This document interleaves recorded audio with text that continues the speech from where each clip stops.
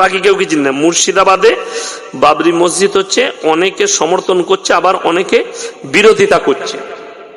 দেখুন, এর আগে আমার অনেক বক্তব্য বেরিয়ে গেছে, এটা নিয়ে আমি কোনো মন্তব্য করব না। তবে মসজিদ আল্লাহর ঘর, যেখানে হবে, যে করবে, মুসলমানের সমর্থন সেখানে থাকা কি দরকার। এরপর আপনার যদি অন্য যুক্তি থাকে যে সে রাজনীতির লোক, সে এটা করবে কেন, এটাতে রাজনীতি আছে, তো আপনাকে এত উদাহরণ দেব, ভারতবর্ষে রাজনীতির লোক অনেকজন মন্দির তৈরি করছে, অনেকজন নিজের ধর্ম পালন করছে। অবস্থানটা বলে দিই, আপনি কোন হিন্দু ভাইকে দেখতে পাবেন না নেতা হওয়ার কারণে, এমএলএ হওয়ার কারণে পুজো পাঠ ছেড়েছে, এরকম দেখাতে পারবেন?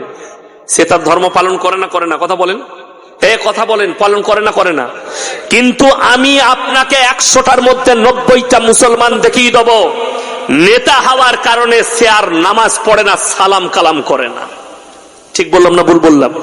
কে তোমাকে বললো, কে মানা করলো যে রাজনীতি করতে পাবে না?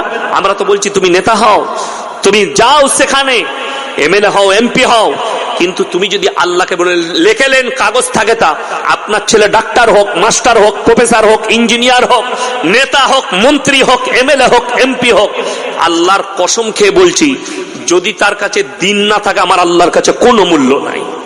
দিন কম্পালসারি থাকতেই হবে। আপনার ছেলে এমএলএ হবে, আপনার ছেলে নামাজি হবে, আপনার ছেলে দিনদার হবে।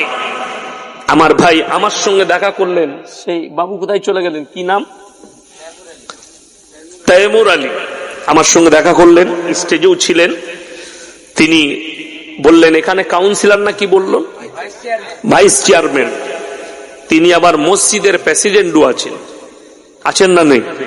আছেন।